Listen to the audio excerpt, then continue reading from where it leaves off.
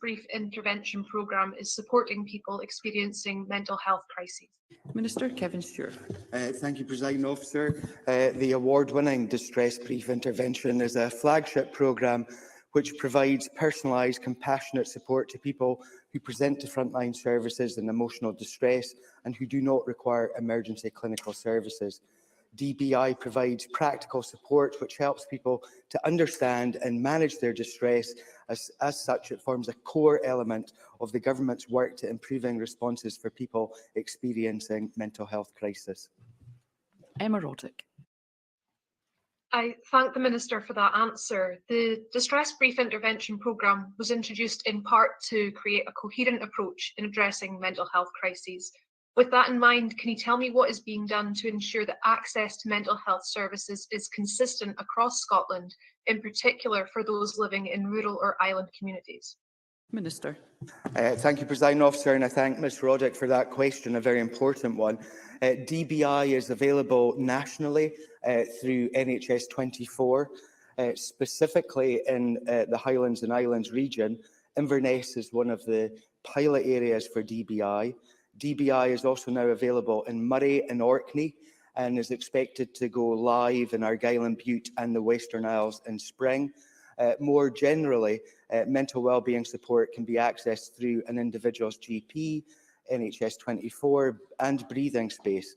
And for anyone who feels they may cause immediate harm to themselves, they can reach out through 999. Thank you. That concludes general questions. Before we move to First Minister's questions, I will invite each party leader to make a short statement on the situation in Ukraine. First Minister. Thank you, Presiding Officer. Parliament will discuss the unfolding situation in Ukraine later and express its solidarity with a country whose very existence as an independent democracy is now under attack. However, at this first sitting since Russia's full-scale invasion, I wanted to condemn in the strongest possible terms the unprovoked imperialist aggression of Vladimir Putin. There can be no doubt that he must now face the severest of consequences: sanctions on him and his network of oligarchs and agents, their expulsion from countries across the world, sanctions on his banks and their ability to borrow and function, sanctions on his energy and mineral companies, and here in the UK, immediate clean-up of the swirl of dirty Russian money in the City of London. But just as Putin must face and feel the wrath of the democratic world, the people of Ukraine must feel and not just hear our support and our solidarity. The world must now help and equip Ukraine to defend itself and resist Russian aggression. We must ensure humanitarian aid and assistance, and we must all stand ready to offer refuge and sanctuary where necessary for those who may be displaced. This is a critical juncture in history, perhaps the most dangerous and potentially defining moment since the Second World War. We live in this moment, but it is true to say that historic precedents will be set in the hours and the days to come. These will determine the new norms of what is acceptable or not in our international order.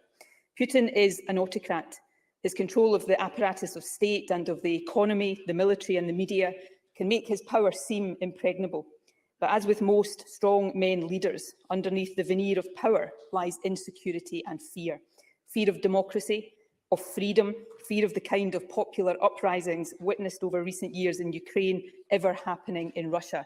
And on that point, Presiding Officer, let us not assume that he is now acting in the name of the Russian people. We must ensure that anti-Putin forces within Russia have our encouragement and moral support too.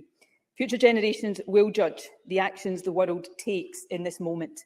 There are, of course, many complexities, but at its most fundamental, this is a clash between oppression and autocracy on the one hand and freedom and democracy on the other. We must all ensure that freedom and democracy prevail.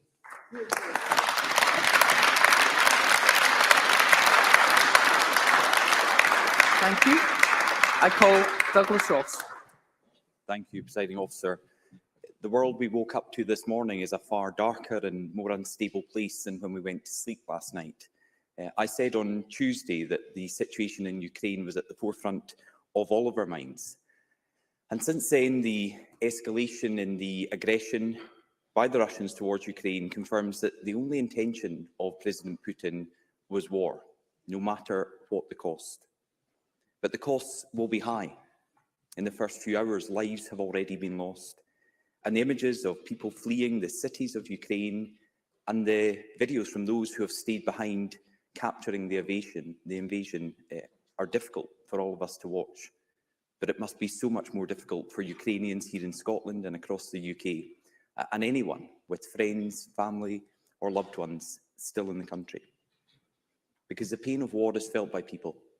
Families will lose loved ones, whole communities will be displaced. Children will be left with lifelong scars, both physical and mental.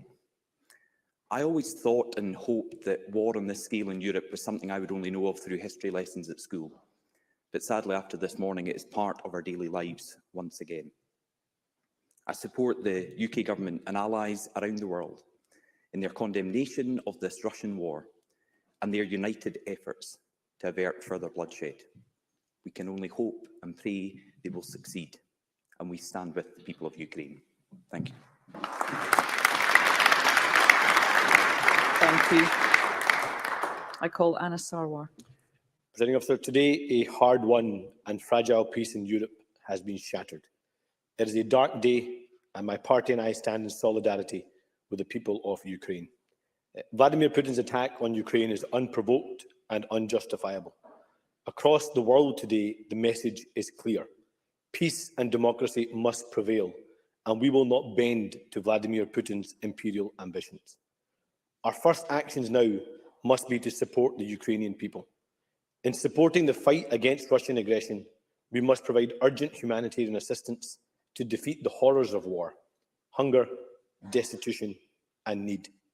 The UK must urgently reinforce our NATO allies. The hardest possible sanctions must be taken against all those linked to Putin, and the influence of Russian money and disinformation must be extricated from public and political life in the UK, including here in Scotland. The message from this Parliament must be loud and clear. We stand in solidarity with the people of Ukraine.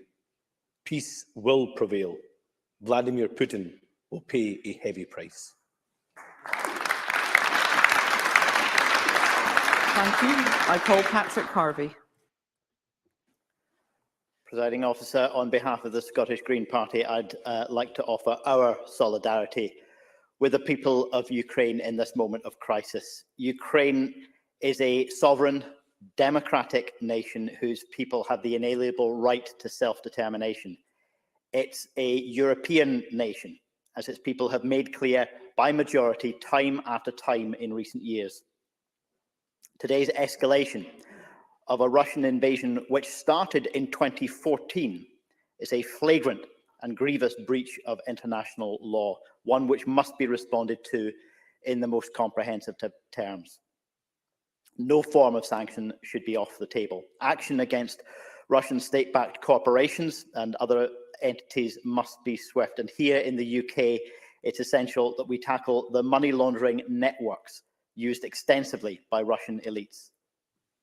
But it seems inevitable now that there will also be a significant flow of refugees from Ukraine in the coming days, weeks and months. I trust that Scotland stands ready to play our part to support them in any way we can. Let us all hope, even at this hour, that a prolonged war can be prevented. The devastation that would bring does not bear thinking about.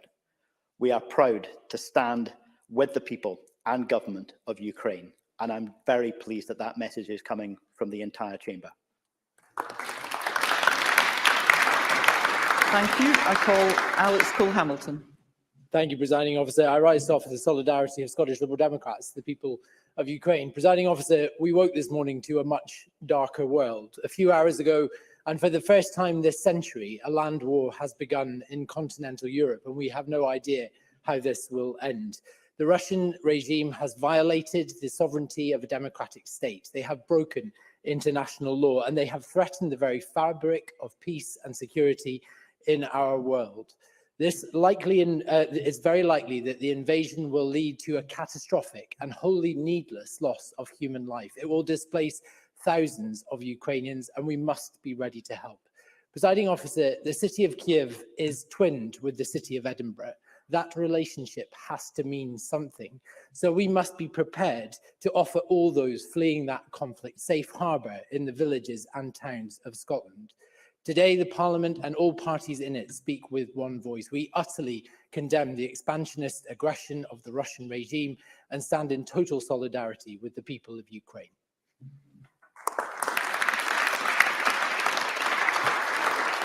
Thank you. We now move to First Minister's questions, and I call Douglas Ross. Thank you, Presiding Officer. Can I ask the First Minister if she has full confidence in her government's NHS recovery plan? First Minister. Yes, I do, but the government will continue to work hard to ensure that the recovery plan continues to develop and evolve and be fit for the purpose of getting the NHS through the remainder of COVID and onto a path not just of recovery but of sustainability for the future. Audit Scotland, of course, has this morning published its regular review of the NHS. I welcome that report. It is a challenging report, but it is also fair and balanced. It recognises that the task that all governments face to recover their health services from COVID is a difficult one and there are no easy answers. But the Audit Scotland report also, I think, fairly recognises the work that the government and the NHS has done throughout COVID and as we now enter into recovery from COVID, and indeed recognises the plans that the Scottish Government is now implementing with the NHS to ensure that sustainability for the future. Douglas Ross. Yes, I do. 3 simple words from the First Minister confirming that everything she's put forward in her NHS recovery plan, it has her backing. It's what she believes is the way of getting our health service out of the struggles of the pandemic. Yet it's a very different view from Audit Scotland, who have said this morning quite a damning verdict on the government's plan to rebuild Scotland's NHS. It states, and I quote, "There is not enough detail in the plan to determine whether ambitions can be achieved in the timescales set out." Not enough detail in the plan that the First Minister just moments ago said she's happy with. So will the First Minister now accept that the recovery plan doesn't go far enough and urgently needs to be redrafted to address the serious concerns that have been highlighted? First Minister. No, I don't agree with that. I do, however, agree, and I said this in my initial answer, that as the government, we must ensure the implementation of that recovery plan, and we must ensure that that recovery plan is flexible and adaptable to make sure that it is fit for the very significant challenge that Scotland faces, and indeed countries across the world face, in recovering their health services from the pandemic. I think the Audit Scotland report today is very fair, very challenging, but I also think, and people can go and read it for themselves, it sets out and acknowledges the work that is underway. So, for example, on just page 3 of the report, Scottish Government plans have the potential to help the NHS become sustainable. Later on, the Scottish Government recognises the risks relating to workforce capacity and wellbeing are significant. It has introduced a range of controls to mitigate those risks. The Scottish Government and the NHS are implementing lessons learned from the pandemic. The Scottish Government plans for recovery and redesign of NHS services are ambitious, although of course it goes on to say that they are challenging, and the NHS has implemented a range of new ways of working to improve access to healthcare services. So that recognises and records the work that is underway. Finally, Presiding Officer, I would simply note that we are investing record sums in the National Health Service, around, I think, just over £100 per head more than equivalent investment south of the border, which equates, I think, to £600 million more being spent on the NHS than would be the case if we were following the investment of the government at UK level.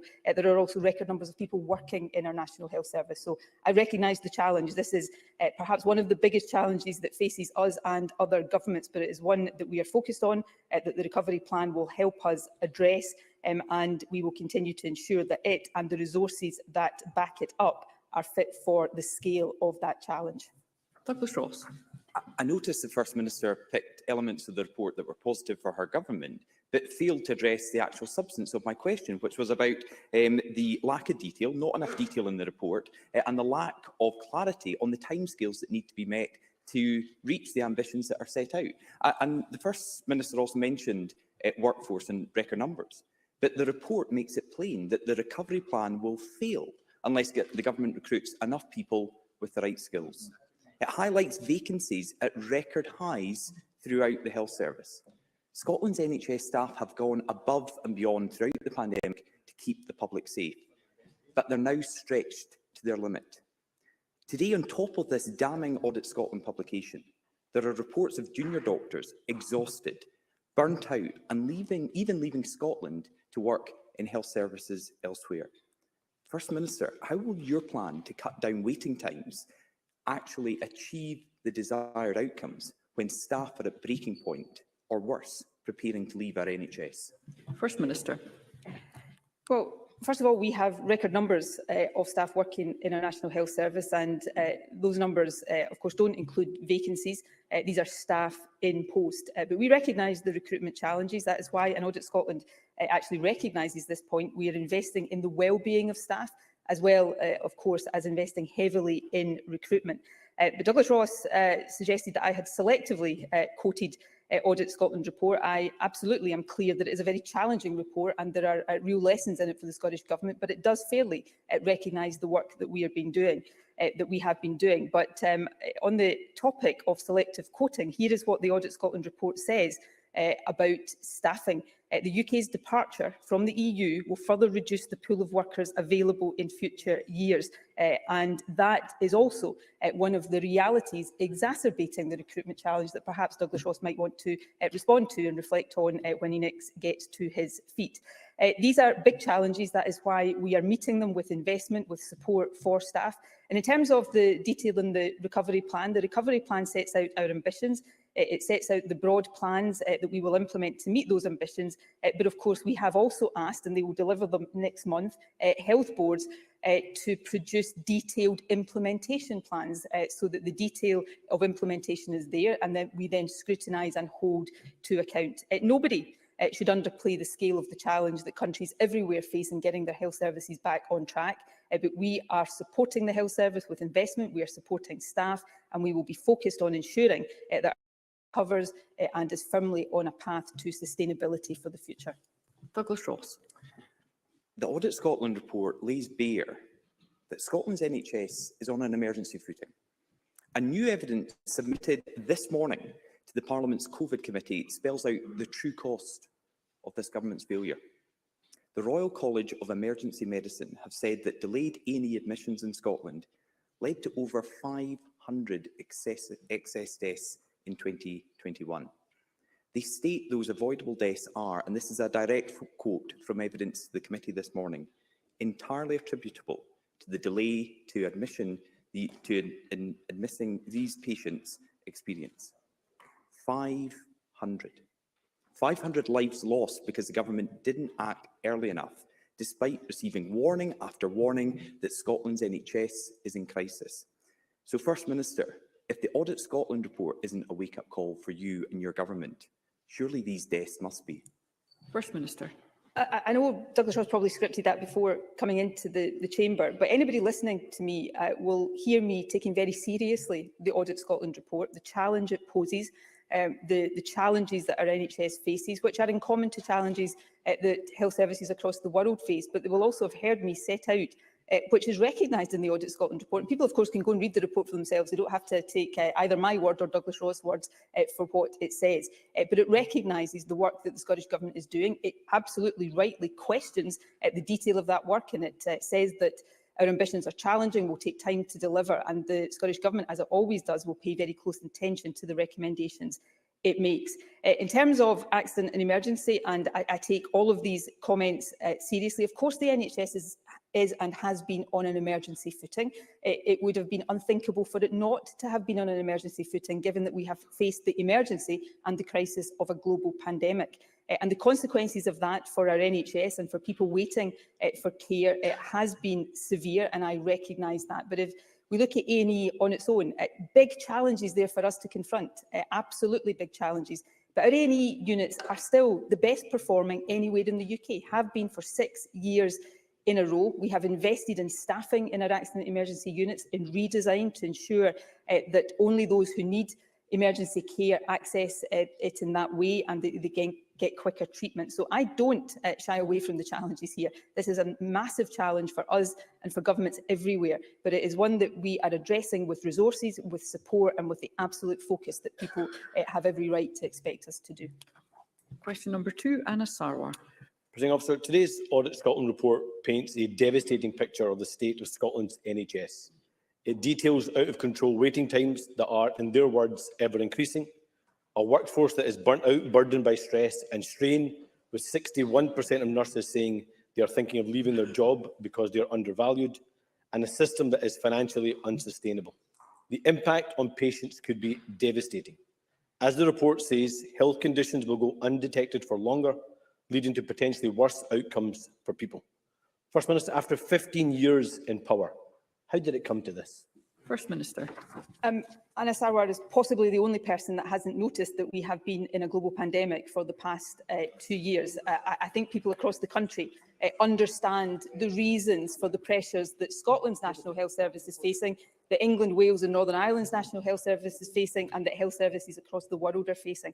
I take those pressures seriously. The Audit Scotland report has got a lot of positive things to say about how the Scottish Government and the National Health Service responded to the pandemic, how we prepared for this very challenging winter. And of course, it does recognise the steps that we are taking to put the NHS on that path to sustainability, but it poses serious and challenging questions for us, as it has every right to do and every responsibility to do. But Anna Sarwar wants to look back over the past 15 years, and in the NHS, I am more than happy to do that. So if we look, for example, at funding in our National Health Service, since this government took office back in 2007, funding for the health portfolio has increased by over 90%.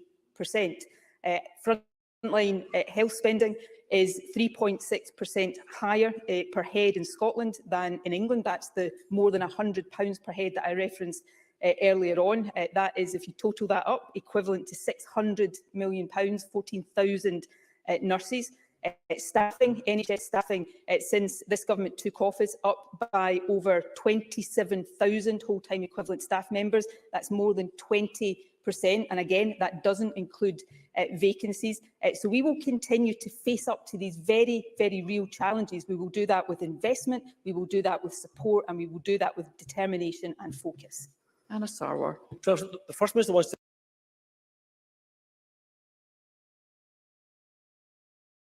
to pretend these problems have all been created by COVID, but that is not true. Scotland's NHS was in crisis before COVID hit, and that's why we are struggling to recover. Here's a reminder of what was happening before COVID. Audit Scotland Report 2017, 99% increase in people waiting more than 12 weeks for an appointment. Audit Scotland Report 2018, Scotland's NHS performance continuing to decline. Audit Scotland Report 2019, Scotland NHS financially unsustainable. Year after year, the worst reports in the history of devolution. First Minister, how many more devastating reports do you need before you act in the interests of patients and staff? First Minister. Well, I don't pretend that all of the challenges facing our NHS or other health services are all down to COVID. The health service has been facing demographic pressures.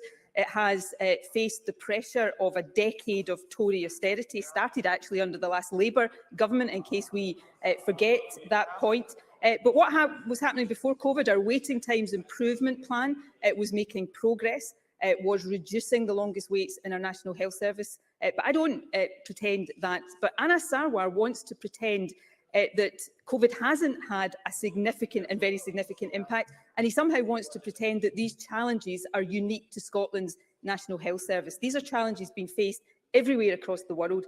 This government is investing more than many other governments in our health service. We're doing a range of different things to support our health service, and we will continue to do exactly that for the sake of those who work on the front line, but also for those patients who rely on its services. Anna Sarwar. The First Minister's response is, frankly, nonsense. 680,000 people waiting on an NHS waiting list. That's 1 in 8 of the population. That was 450,000 before the pandemic. 1,000 NHS beds short. The First Minister cut beds before the pandemic. 3,500 nurses and midwives short. The First Minister cut training places for nurses and midwives before the pandemic. Staff and patients crying out for help, and a First Minister who responds with empty rhetoric rather than practical action. This government has been solely responsible for Scotland's NHS for 15 years. The result? Staff burnt out and wanting to leave, and patients failed and languishing on waiting lists. This SNP government has put Scotland's NHS at risk. How can they be now the ones to save it? First Minister.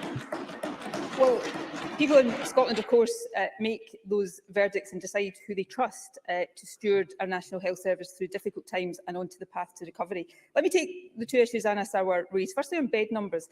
We do have to reflect on the bed numbers we will need as we come out of a COVID pandemic and face the likely challenges that COVID will present over the years to come as it hopefully becomes endemic. But Anna Sarwar is from a sedentary position, saying we've cut them. Bed numbers have been reducing in Scotland and countries across the world for many, many years because of advances in treatment, because many people who used to go into hospital for things like cataracts now get those treatments in a day case basis. And let me just remind Anna Sarwar, and he can go and check this, and anybody can go and check this, under the last Liberal administration in this Parliament, bed numbers fell every single year, reflecting, and Andy Kerr, who used to be Health Secretary, used to stand here and make the same argument that I have just made about advances in treatment and technology. Of course, looking ahead, we need to address that. And then look at staffing. Look at nurses, for example. I don't underestimate the challenge that our nursing profession works under. But in Scotland, where we have 8.4 qualified nurses and midwives per 1,000 population, compared to just 6 in England, 40% higher staffing levels in terms of nurses and midwives. So are there challenges in our health service that we have to confront and support the NHS through? Absolutely. But we're providing the investment, the support and the focus and determination. That's the trust the people of Scotland have put in this government, and we will get on with that job. I'll now take supplementary questions, and I call Alistair Allen. The First Minister will be aware of the serious impact which exorbitant and unfair transmission charges are having on renewables developments across Scotland. These charges are particularly punitive for the islands, where developers face higher costs than anywhere else in the UK to connect to the national grid. What can the Scottish Government do to lobby the UK Government to reform a system that penalises the very places where the renewables potential is greatest? First Minister. Well, transmission networks' use of system charges remain a really significant barrier to achieving net zero in Scotland. Indeed, Ofgem's own analysis suggests that by 2040, Scottish renewable and low-carbon generators will be the only ones to pay a wider charge, with all others, including gas generators elsewhere in Great Britain, being paid credits. So it's vital that we move towards identifying and progressing solutions as quickly as possible. A new approach is needed here, a fundamentally new, and we will continue to raise with Ofgem and with the UK Government, as we have been doing repeatedly, and we will continue to push for a fairer solution that recognises the massive renewable capability of Scotland. Liam Kerr. Thank you, Presiding Officer. The Press and Journal reported this week on a survey showing nearly half of teachers in Aberdeen are considering quitting after being subjected to high levels of physical and verbal abuse. According to the survey, rarely a day goes by without assaults or abuse aimed at members of staff.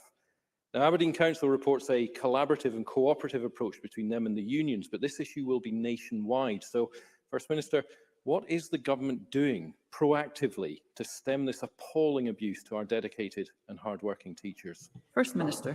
Well, firstly, there are increasing numbers of teachers in our schools thanks to investment provided by this government. We will continue to support the well-being and the safety of our teachers, working with local authorities, who of course are the employers of teachers, to do that.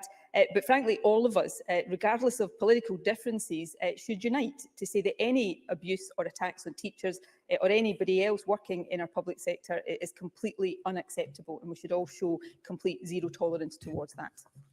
Martin Whitfield. I'm very grateful, Presiding Officer. Figures released this week by the NUS Scotland show that 1 in 3 students are considering dropping out of college or university. 1 in 4 were unable to pay their bills in full as a result of financial pressure, and as many as 20% of students from widening access backgrounds were dependent on food banks. Does the First Minister agree that urgent action is needed now to address the surge in student poverty here in Scotland, and starting by extending the recently announced £150 fuel payment to all students directly? Scotland's young people can't afford any more excuses from this government. First Minister. agree that we need to take seriously the pressures, the financial pressures that students are living under in these very difficult times for many people across the country, and we will do that. We have provided support to students in a range of ways, and we will reflect very carefully on the case being made by the NUS at this time. Of course, I'm proud of the fact that students in Scotland don't have to pay tuition fees, because one of the most important things this government has done in the face of opposition at various times from the Conservatives, from Labour and others, we have protected that vital principle of free education in Scotland, and we will always do so. Fiona Hislop. The announcement of this week of £20 million investment for the from Scottish Enterprise for the Valneva facility in West Lothian is great news for jobs in West Lothian. Although final approvals for a COVID vaccine have not yet been achieved, does the First Minister recognise its potential management of the pandemic globally? And as the UK Government previously cancelled their order, does she acknowledge the hard work and determination of the Scottish management of Valneva in helping secure a major EU vaccine contract, and also the contribution of my West Lothian colleagues Hannah Bardell MP and Angela Constance MSP in working with Minister Ivan McKee to secure this very welcome £20 million investment? First Minister.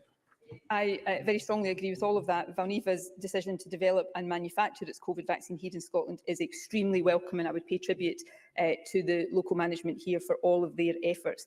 Valneva is a valued contributor to our life sciences sector, and the Livingston facility is a really important asset, developing and manufacturing vaccines for prevention and treatment of many infectious diseases, and of course supporting high quality jobs. The funding package will create employment, it will drive further research, and it will, I hope, underpin Valneva's operations here in Scotland. And I want to take this time to recognise again the hard work of all those involved for securing this additional investment as vaccine developments take place over the course of the months and years to come. And I would also take the opportunity to pay tribute to Fiona Hislop, but also to Angela Constance and Hannah Bardell, who have fought very hard on behalf of this company, and I wish it every success for the future. Pam Gossel.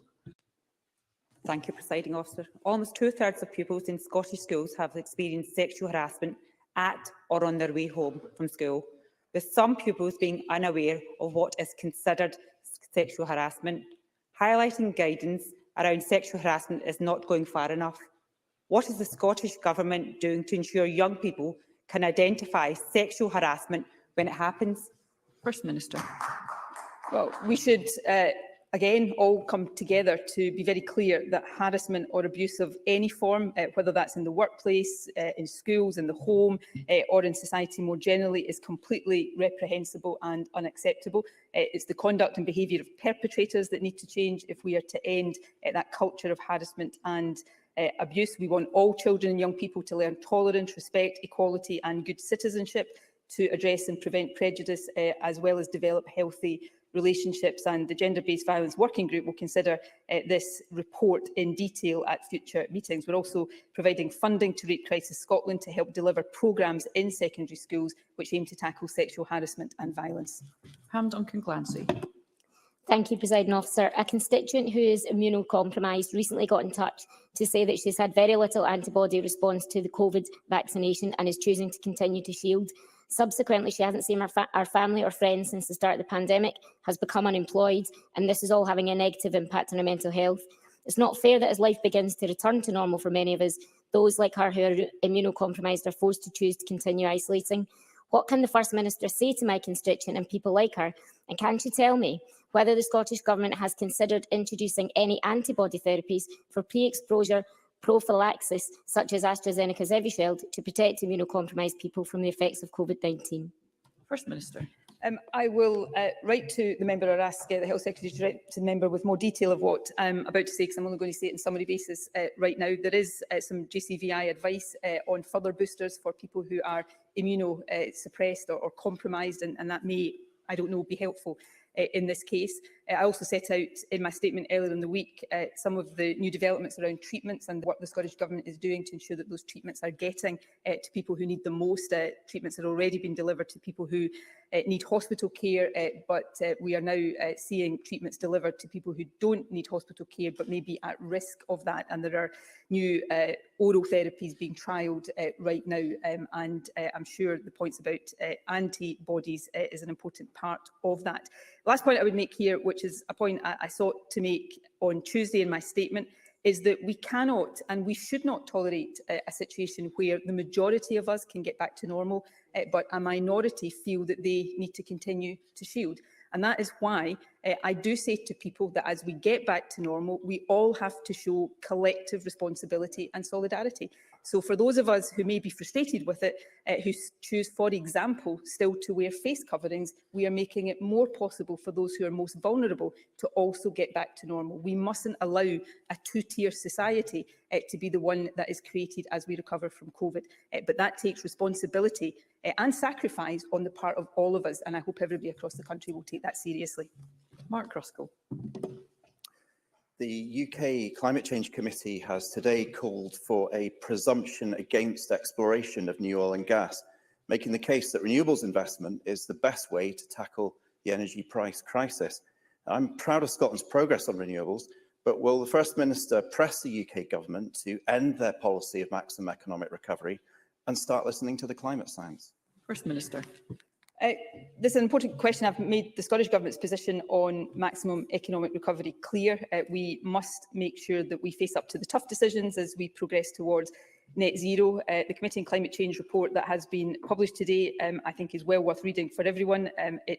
It doesn't quite go as far as to say there should be no further exploration, but I think Mark Ruskell has summarised it reasonably fairly when he talks about a presumption. It also says that it is wrong to say that new exploration will have a meaningful impact on energy costs for consumers. So these are things that all governments have to take seriously, but power here, of course, does lie with the UK Government, and we will continue to make these arguments very strongly. Question number 3, Alex Cole-Hamilton. Thank you, Presiding Officer. To ask the First Minister when the Cabinet will next meet. First Minister. Tuesday. Alex Cole-Hamilton. I'm grateful for that reply. The aggression demonstrated by the Russian regime in recent days asks us very searching questions once again about our energy security. 15 years ago, Alex Salmond thundered that Scotland would become the Saudi Arabia of renewables. A few weeks ago, the First Minister boasted of a truly historic opportunity for renewables jobs. Now, the new owners of the Bifab site, Infrastrata, have secured work, but they can't find Scottish workers. There just aren't enough trained workers to build even 8 turbine jackets among the colossal wind farms of the Forth estuary.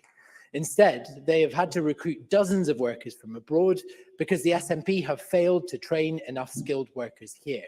So not only are most of the wind farms being built in the Far East, but the work that we did win is not even being built by workers from Scotland. Doesn't this show that the SNP's renewable policy is all wind and no jobs? First Minister.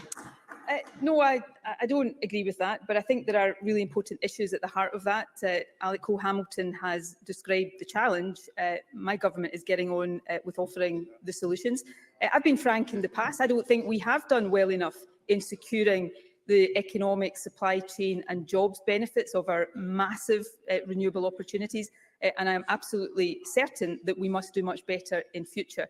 So there is a substantial body of work underway to ensure that as we take advantage of the opportunities of ScotWind, then we are building the economic advantages to go along with that. I'm determined that we will get that right. There are global shortages of some of the skills being talked about here, and that is a problem. There are also real recruitment challenges here, exacerbated, of course, because of Brexit. But we're very focused on ensuring that as we take advantage of that amazing opportunity, particularly around offshore wind, then this indeed, and future generations will see the benefits in jobs and economic activity. And I will certainly look forward to keeping the Chamber updated on that in the months and indeed the years to come.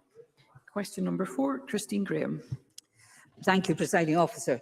To ask the First Minister what the Scottish Government's response is to the report by Andrew Webster QC into the handling by Scottish Borders Council of school assault allegations, in particular those relating to abuse of vulnerable children in the Tweeddale Support Unit? First Minister. The findings of this report are deeply concerning, and my thoughts first and foremost are with the children and families affected. All children have the right to be cared for and protected from harm, and to grow up in a safe environment in which their rights are respected and their needs met. Every local authority is expected to have in place appropriate child protection policies and procedures and effective processes to ensure that concerns about the safety and protection of children are identified and dealt with. The Scottish Government remains ready to work with Scottish Borders Council to assist them in addressing any concerns raised by this inquiry. Christine Graham. I thank the First Minister for her response. In fact, the QC described the actions by the Council as reprehensible. First Minister, the parents' voices were ignored for 4 years. There was an internal inquiry. They were told it was done and dusted, nothing to see here, move on. You had to pressurise for a successful criminal prosecution. You had to pressurise for this independent inquiry. It took 4 years. So I asked the parents what they wanted to ask the Scottish Government, and this is it. Will the First Minister consider making it mandatory that when issues of child protection arise when those children are in the care of a local authority, investigations must not be in-house, because there's more of a whiff of cover-up in this case. And given that many of the relevant officers have over these 4 years retired, are re-employed elsewhere, have even been promoted to chief executive of another council, disciplinary proceedings are irrelevant, in fact they're redundant.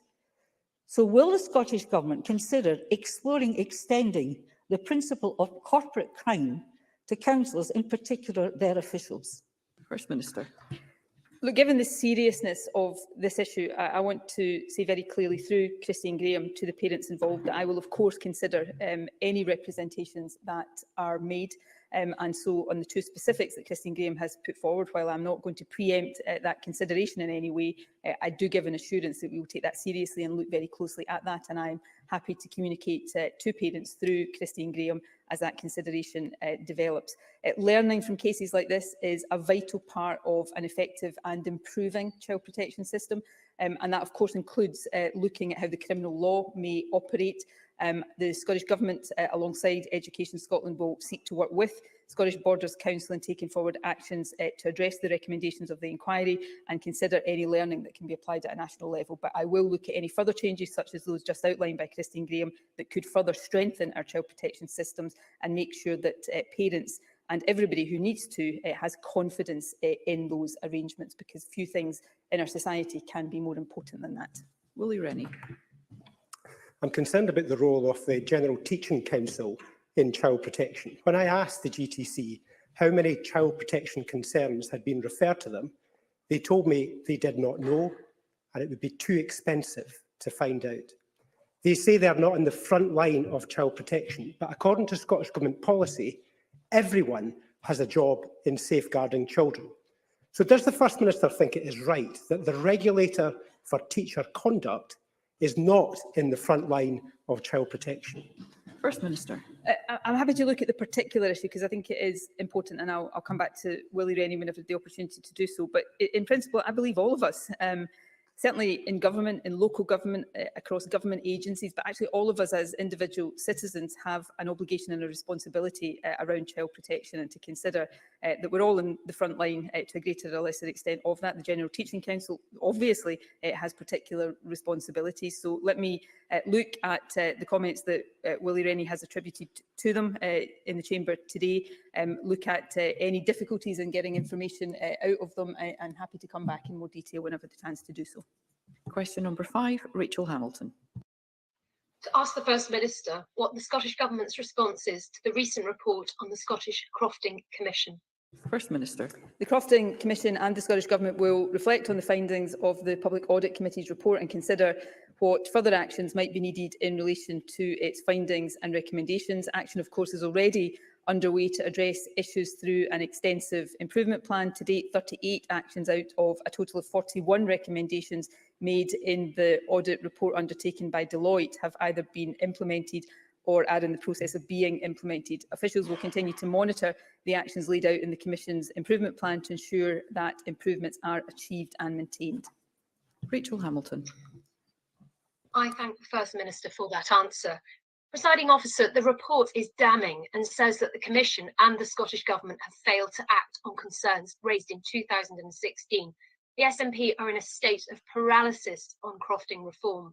They failed to bring forward a bill in the last Parliament session, and crofting law reform was dropped by the SNP government in their programme for government last year.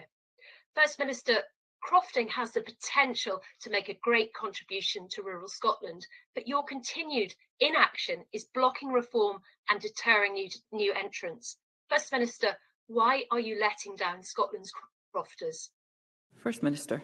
Not surprisingly, I don't agree with that characterisation. I do agree, however, about the importance of crofting to local communities and indeed to the overall landscape and economy of Scotland. So these are important issues and we will continue to take forward as appropriate crofting reforms. Particularly in relation to the Crofting Commission, the Rural Affairs Secretary meets regularly with it to discuss progress on implementing its actions, but also on wider issues. And we'll continue to make sure that it delivers on the actions in its improvement plan and that we are taking forward appropriate reforms to ensure that crofters and crofting continue to have the important place that they have had for a long time in Scotland. Rhoda Grant. Crofting Commission and other similar organisations had negative audit reports and they have cited interference from the Scottish Government. Boards need to be clear on their duties and responsibilities and the Scottish Government need to respect that role. Therefore, will the First Minister urgently carry out a review of the governance structures of the Crofting Commission and the other similar bodies to ensure that they're fit for purpose? First Minister. Well, there's really a day goes by, of course, in this chamber, including today, when the Scottish Government is not called upon to intervene and take action in relation to agencies or organisations that operate at arm's length. And then, of course, when we do, we often face the accusation of interfering. So we continue to try to get that balance right in the interests of the people we serve. I said in my initial answer that we will reflect carefully on the Public Audit Committee's report and consider what further actions we need to take. It is, of course, important that organisations like the Crofting Commission understand their roles and responsibility, including in relation to the Scottish Government. So we'll reflect carefully, but we'll also continue to support the Crofting Commission to implement the actions already in its improvement plan. Question number 6, Alex Rowley. Presiding Officer, to ask the First Minister what the Scottish Government's position is on the reported view from Commonweal that action is needed to address weaknesses in social care provision due to it being in a critical state, not fit for purpose, underfunded, rationed, fragmented, centralised and risk-averse. First Minister. Well, I do agree that action is needed, which is why, of course, we are taking forward the establishment of a National Care Service to help end the postcode lottery of adult care in this country. A key to that will be ensuring it is designed with service users so that the barriers to care that they too often face are taken down. I think I could probably helpfully here quote Derek Feely, who of course undertook the review of adult social care. He said, "We won't achieve the potential of social care support in Scotland without a new delivery system. We need a national care service to achieve the consistency that people deserve, to drive national improvements where they're required, to ensure strategic integration with the NHS, to set national standards, terms and conditions, and to bring national oversight and accountability to a vital part of Scotland's social fabric." And that is what we are seeking to achieve. Alex Rowley. I'm grateful to the First Minister for that answer, and whilst there will be, no doubt, a debate as legislation comes forward here on what kind of national care service we are going to have, there are immediate problems that need to be addressed. Would the First Minister agree, therefore, to look at the inequality within the care workforce? You, in effect, in Scotland have a two-tier workforce, the majority of carers being women, and depending on whether they're employed in the public sector or the private independent sector, depends on their pay, their terms and conditions. Unless that is addressed now, we will not be able to fix the social care problems that are escalating out of control. So will the First Minister agree to look at an immediate issue of the unfair, unequal treatment of care workers in Scotland? First Minister. We are taking a range of immediate and short-term actions, more investment in social care, for example, taking actions to increase the pay and improve the conditions of the social care workforce. I recognise that there are different employers involved here, and that does lead to apparent inequities and injustices. And one of the objectives of the National Care Service is to deliver national terms and conditions. But we are, through, for example, the national living wage and our fair work practices, seeking to address those kind of issues, not just in social care, but across the economy. So we will continue to take short-term actions while we build a new system fit for the future. And I think there will be a rigorous and robust debate in this Parliament over the detail of this. I really welcome that, but I think this is an opportunity for this Parliament to really make a generational change to how we deliver social care across our country. Michelle Thompson.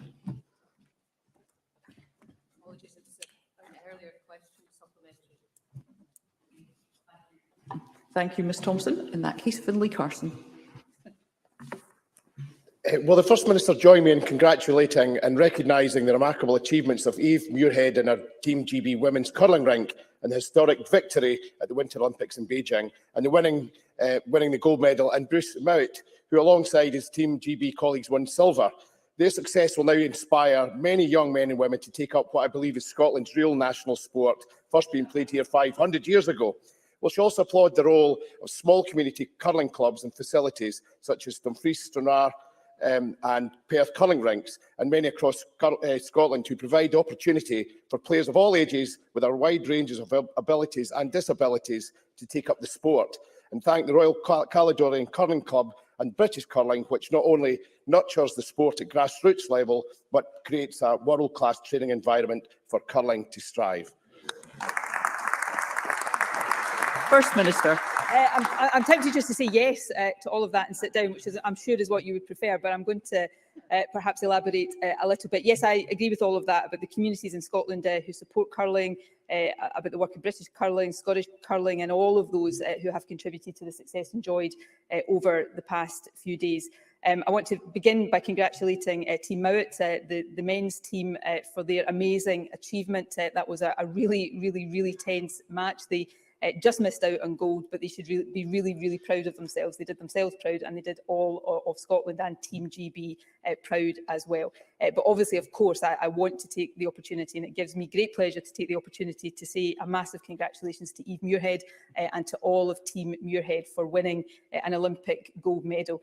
There's no doubt all of the team deserve our congratulations, but Eve Muirhead is well on her way. In fact, I think she's already there to becoming one of the true global greats of her sport. So congratulations to all of them. I think in really tough times, they gave us all something to smile about over the weekend, and we're grateful to all of them for that. And Faisal Chowdhury.